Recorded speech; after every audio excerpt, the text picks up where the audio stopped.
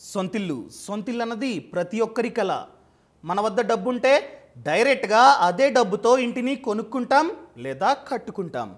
మన వద్ద డబ్బు లేకపోతే డైరెక్ట్గా బ్యాంక్ వెళ్ళి హోమ్ లోన్ తీసుకొని ఇంటిని కొనుక్కుంటాం లేదా కట్టుకుంటాం. సో ఈరోజు ఈ వీడియోలో మనం అప్పు చేసి మరీ ఇంటిని కట్టుకోవడం లేదా కొనుక్కోవడం మంచిదా, లేకపోతే అద్దె ఇంట్లో ఉండడం బెటరా, అసలు ఓన్ హౌస్ లేదా రెంట్ హౌస్ ఏది బెటర్, దాని గురించే డిస్కస్ చేయబోతున్నా. ఈ వీడియోని మీరే కనుక లాస్ట్ వరకు చూసినట్లయితే మీకు ఫుల్ క్లారిటీ వస్తుంది.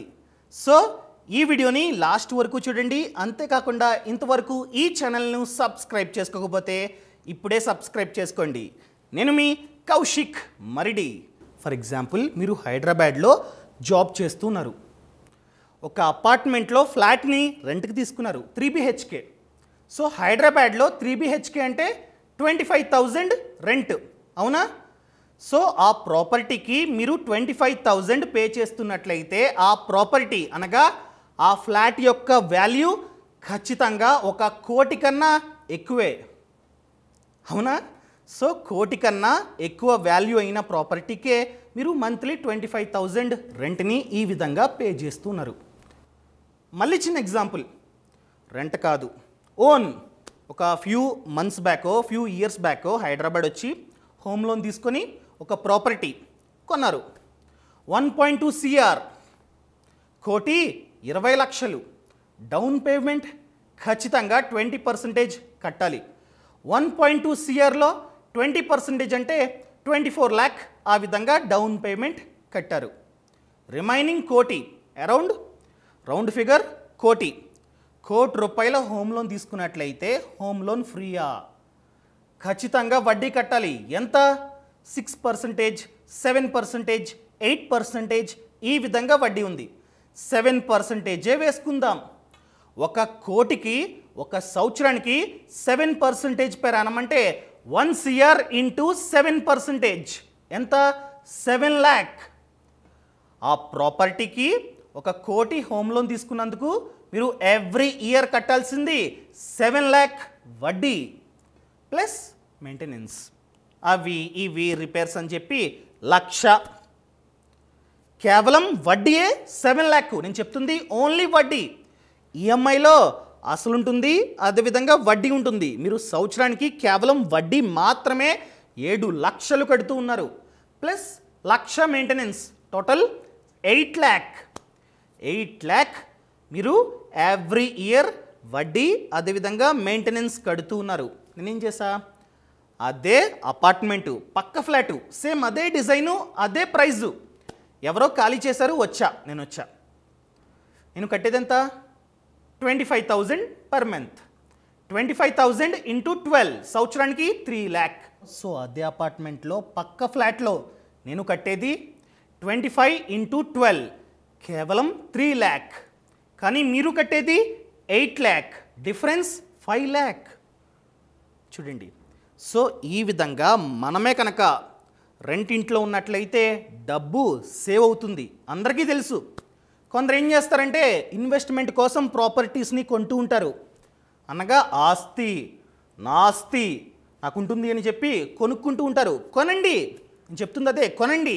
కాకపోతే మీరు కనుక ఇన్వెస్ట్మెంట్ కోసం కొంటున్నట్లయితే ఇండివిజువల్ హౌస్, విల్లా లేకపోతే సెపరేట్గా ప్లాటో అలాంటివి కొనుక్కోండి. అంతేగాని ఫ్లాట్, అపార్ట్మెంట్లో ఉన్నటువంటి ఫ్లాట్ని కొనవద్దు. ఫ్లాట్ అన్నది ఇన్వెస్ట్మెంట్ కాదు, లైబిలిటీ, అనగా అప్పు. ఆస్తి కాదు, అప్పు. ఎందుకంటే ఫర్ ఎగ్జాంపుల్, హైదరాబాద్లోనే ఒక మంచి ప్లేస్లో బిల్డర్ కడుతూ ఉన్నాడు, కొనుక్కున్నారు. ఆ apartment value day by day తగ్గిపోతుంది. ఫర్ ఎగ్జాంపుల్, 1 కోటి రూపాయలు మీరు కనుక కడుతున్నట్లయితే 30 లక్షలు మాత్రమే మీరు ల్యాండ్కి అనగా భూమికి కడుతున్నట్లు. రిమైనింగ్ 70 lakh వచ్చేసి కేవలం బిల్డింగ్ కన్స్ట్రక్షన్కే కడుతూ ఉన్నారు. డే బై డే ఆ బిల్డింగు పాతదైపోతూ ఉంటుంది. మహా అయితే అపార్ట్మెంట్ వాల్యూ, అపార్ట్మెంట్ టెన్యూర్ అన్నది 50 to 60 years. 50 to 60 years తర్వాత ఆ అపార్ట్మెంటు కూలిపోతుంది. దాన్ని మళ్ళీ పడగొట్టేసి మళ్ళీ కడతారు. అప్పుడు మళ్ళీ డబ్బులు ఇవ్వాలి. అర్థమైందా? మనమే కనుక అపార్ట్మెంట్లో ఒక ఫ్లాట్ని కొంటున్నట్లయితే కింద పార్కింగ్ ఇస్తారు కదా, ఒక కారుకో లేకపోతే 2 కార్స్కో, అదే మన స్థలం, ఆ కేకు ముక్కే మన ప్రాపర్టీ. దాని వాల్యూ అనగా భూమి వాల్యూ ఇంక్రీజ్ అవుతూ ఉంటుంది, కానీ సిమెంట్ వాల్యూ అనగా కన్స్ట్రక్షన్ వాల్యూ తగ్గిపోతూ ఉంటుంది. ఫ్యూచర్లో మీరే కనుక అమ్మాలనుకోండి, కొన్నారు ఆల్రెడీ అపార్ట్మెంట్లో ఫ్లాట్ని కొన్నారు, ఒక 20 ఇయర్స్ 30 ఇయర్స్ ఉన్నారు, ఆ తర్వాత అమ్మాలంటే ఎవరైనా వచ్చి పాత ఫ్లాట్ని కొనుక్కుంటారా? కొత్తవే కొనుక్కుంటారు కదా, అవునా? అర్థమైందా? సో దాని యొక్క వాల్యూ తగ్గిపోతూ ఉంటుంది, భూమి యొక్క వాల్యూ మాత్రమే ఇంక్రీజ్ అవుతూ ఉంటుంది. నేను చెప్పేది ఏంటంటే, ఒకవేళ మీరే కనుక ఇన్వెస్ట్మెంట్ కోసం కొంటున్నట్లయితే దయచేసి ఇండివిజువల్ హౌస్నే కొనండి. ఫర్ ఎగ్జాంపుల్ ఇండివిజువల్ హౌస్ని కొంటున్నట్లయితే దాని కింద ఎంతైతే భూమి ఉందో ఆ భూమి మొత్తం మీదే, కానీ అపార్ట్మెంట్లో కింద పార్కింగ్ ఏరియా ఎంతైతే మీది ఉంటుందో అదే మీ భూమి. అదేవిధంగా ఇంకొందరు అడగొచ్చు, ఓకేనండి బాగానే చెప్పారు, కాకపోతే రెంట్ వస్తుంది కదా, మేము కనుక మా అపార్ట్మెంట్ని లేకపోతే మా ఫ్లాట్ని వేరే వాళ్ళకి ఇచ్చినట్లయితే వాళ్ళు ఎవ్రీ మంత్ రెంట్ ఇస్తారు కదా అని చెప్పి మీరైతే అడగవచ్చు. రెంట్ ఇస్తారు, 25,000 ఇస్తారు. ఫర్ ఎగ్జాంపుల్ మీ వద్ద ఆల్రెడీ ₹1 కోటి ఉన్నాయండి, డబ్బు ఉంది, లోన్ కాదు ఆల్రెడీ డబ్బు ఉంది. ఆ డబ్బుతో మీరు ఏం చేశారు? ఫ్లాట్ని కొన్నారు, ఫ్లాట్ని కొని వేరే వాళ్ళకి రెంట్ ఇచ్చారు, 25,000 rent. So 25,000 × 12 3 lakh. Every year మీకు వచ్చే రెంటు 3 lakh. అదే ₹1 కోటి మనమే కనుక మ్యూచువల్ ఫండ్స్లో ఒకేసారి మంచి ఫండ్స్ అన్నవి చూసుకొని ఒకేసారి పెట్టుబడి పెట్టినట్లయితే మినిమం లాంగ్ టర్మ్కి మనకు వచ్చే రిటర్న్ 10%. ఎవ్రీ ఇయర్ మనకు వచ్చే రిటర్న్ 10%. ₹1 కోటి 10% అంటే 10 lakh. కానీ మనం అపార్ట్మెంట్లో ఫ్లాట్ని కొనుక్కొని రెంట్కి ఇచ్చినట్లయితే మనకు వచ్చే రెంటు 3 lakh. అదే మ్యూచువల్ ఫండ్స్లో అదే ₹1 కోటి మనమే కనుక ఒకేసారి డిపాజిట్ చేసి తీయకుండా ఉంచినట్లయితే సంవత్సరానికి 10% రిటర్న్ వేసుకున్నా కూడా సంవత్సరానికి 10 lakh, డిఫరెన్స్ 7 lakh. సో మీరే కనుక ఇన్వెస్ట్మెంట్ చేద్దాం అనుకున్నట్లయితే ఫ్లాట్ అన్నది వద్దు, ఇండివిజువల్ హౌస్ కొనుక్కోండి. ఇండివిజువల్ హౌస్ కొనుక్కున్నట్లయితే కింద భూమి ఉంటుంది, ఆ భూమి మీదే. భూమి యొక్క value every day every year increase అవుతూ ఉంటుంది తప్ప తగ్గదు. కానీ అపార్ట్మెంట్లో ఉన్నటువంటి building value day by day తగ్గిపోతూ ఉంటుంది. అపార్ట్మెంట్ యొక్క లైఫ్ అన్నది కేవలం 50 to 60 ఇయర్స్ మాత్రమే.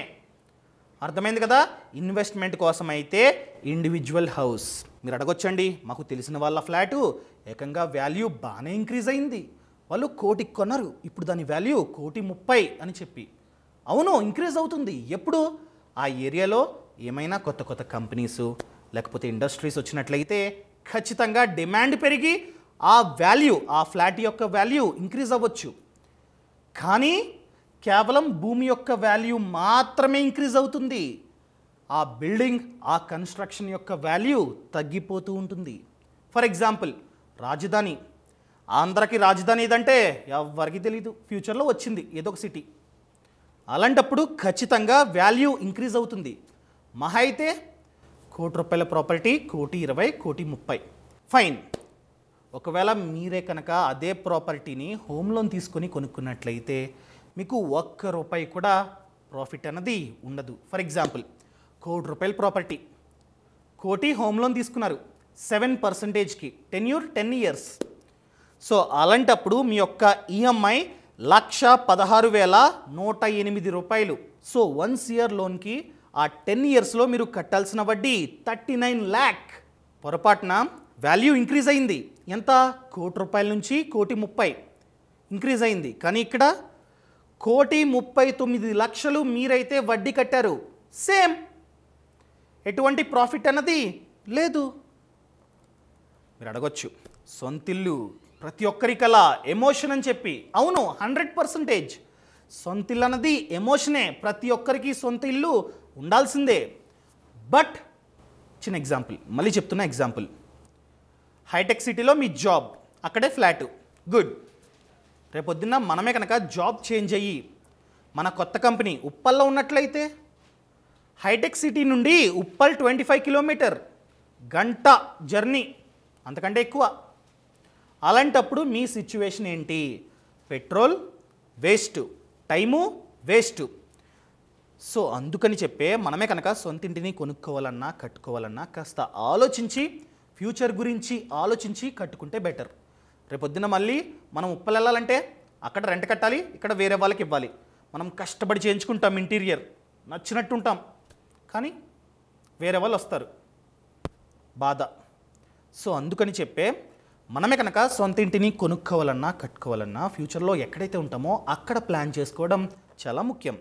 సో కంఫర్ట్ అండి, నచ్చినట్టు ఉండొచ్చు, నచ్చినట్టు డిజైన్ చేసుకోవచ్చు. అండ్ అదేవిధంగా సోషల్ స్టేటస్. ఇల్లు అన్నది ఒక స్టేటస్. పెళ్ళైతే చాలు వచ్చి, బాబు సొంత ఇల్లు ఇంకా కొనలేదా, ఇప్పుడు కొంటావు అని చెప్పి అందరూ అడిగేవాళ్ళే. అదే మనమే కనుక హోమ్ లోన్ తీసుకొని ఇంటిని కొన్నట్లయితే చెప్పుకోవచ్చు, సొంత ఇల్లు ఉందే బెంగళూరులో హెబ్బాల్లో వచ్చేయి అని చెప్పి చెప్పుకోవచ్చు. అదొక అడ్వాంటేజ్. అదేవిధంగా సేవింగ్స్. కొందరు ఏం చేస్తారంటే ఎంతైతే జీతం, ఎంతైతే ఆదాయం వస్తుందో దాన్ని మొత్తం గోవా ట్రిప్పులు, పబ్బులు అని చెప్పి ఖర్చు పెడుతూ ఉంటారు. అలాంటి వాళ్ళు కనుక హోమ్ లోన్ తీసుకున్నట్లయితే చచ్చినట్టు ఈఎంఐ కట్టాల్సిందే. సో ఒక రకమైన సేవింగ్. అదేవిధంగా ట్యాక్స్ని ఆదా చేసుకోవచ్చు. కొందరు కేవలం ట్యాక్స్ని ఆదా చేద్దామనే హోమ్ లోన్ తీసుకుంటూ ఉంటారు. అవును నిజమే, ట్యాక్స్ని ఆదా చేసుకోవచ్చు. ఇక్కడ చూసుకున్నట్లయితే section 80C, 24B, 80EE, 80EE ఇలా చాలా సెక్షన్స్ ఉన్నాయి.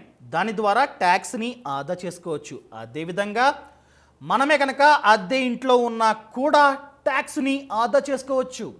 హెచ్ఆర్ఏ. మనమే కనుక జాబ్ చేస్తున్నట్లయితే హెచ్ఆర్ఏ ఉంటుంది. దాని ద్వారా మనకి సొంత ఇల్లు లేకపోయినా అద్దింట్లో ఉన్నా కూడా ట్యాక్స్ని ఆదా చేసుకోవచ్చు. ఫర్ ఎగ్జాంపుల్ మంత్లీ 25,000 రెంట్ కడుతున్నారు. 25,000 ఇంటూ 12 3 lakh. 3 lakh చూపించుకోవచ్చు. 3 lakhని మనమైతే ఆదా చేసుకోవచ్చు. అండ్ దానితో పాటు మనమే కనుక పీపీఎఫ్ ఇలాంటి స్కీమ్స్లో కనుక పెట్టుబడి పెట్టినట్లయితే సెక్షన్ 80C అన్నది వర్తిస్తుంది. 1,50,000 అక్కడ సేవు. అదేవిధంగా హెచ్ఆర్ఏ ద్వారా 3 lakhs ఆదా.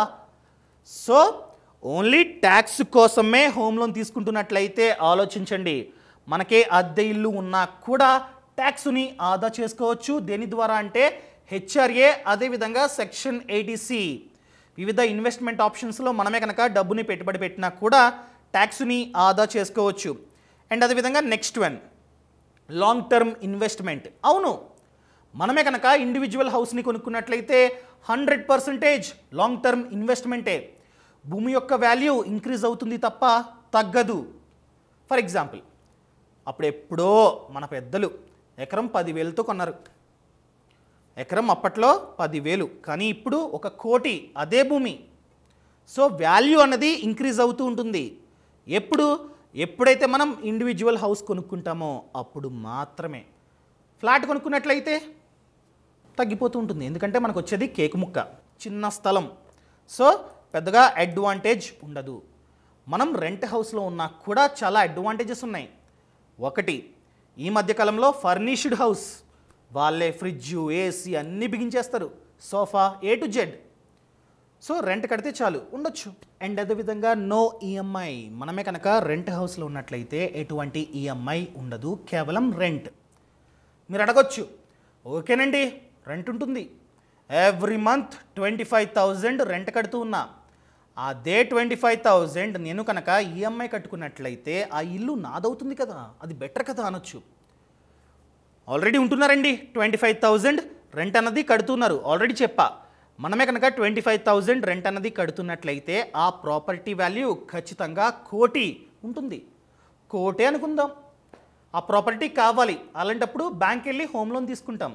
ఖచ్చితంగా 20% డౌన్ పేమెంట్ కట్టాల్సిందే. 1 కోటిలో 20% డౌన్ పేమెంట్ అంటే 20 lakh కడతాం. కడితే ఫ్రీయా? నెక్స్ట్ మంత్ నుండే ఈఎంఐ. మనమే కనుక బ్యాంక్ వెళ్ళి 80 lakh లోన్ తీసుకుంటే, అది కూడా టెన్యూర్ మనమే కనుక 10 years 10 సంవత్సరాల టెన్యూర్, వడ్డీ వచ్చేసి 7% వేసుకున్నట్లయితే ఎవ్రీ మంత్ మనం కట్టాల్సింది ఏకంగా 92,000 ఈఎంఐ. డౌన్ పేమెంట్ లాస్, డబ్బులు కట్టాలి. అదేవిధంగా ఈఎంఐ 92,000 92,000 సరిపోవట్లా, మ్యాచ్ అవట్లా. సో మనం ఏం చేయొచ్చు, టెన్యూర్ని పెంచుకోవచ్చు. టెన్యూర్ని పెంచుకున్నట్లయితే లాంగ్ టర్మ్లో మనం చాలా ఎక్కువగా వడ్డీ కట్టాలి. ఫర్ ఎగ్జాంపుల్ 80 lakhs లోన్ అన్నది 80 lakhs. మనమే కనుక 10 years పెట్టుకున్నట్లయితే 10 సంవత్సరాల టెన్యూర్ పెట్టుకున్నట్లయితే మనం కట్టాల్సిన వడ్డీ, టోటల్గా మనం కట్టాల్సిన వడ్డీ 31 lakh. అదే మనమే కనుక 20 yearsకి మార్చుకున్నట్లయితే మన ఈఎంఐ తగ్గుతుంది. 92,000 నుంచి 62,000కి తగ్గుతుంది, 62,000. కానీ by the end of 20 years మనం కట్టాల్సిన వడ్డీ 68 lakh.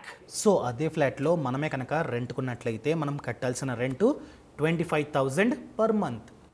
ఒకవేళ మనమే కనుక హోమ్ లోన్ తీసుకొని 80 lakhsకి హోమ్ లోన్ తీసుకొని 20 years పెట్టుకున్నట్లయితే మనం కట్టాల్సిన ఈఎంఐ 62,000, డిఫరెన్స్ వచ్చేసి 37,000.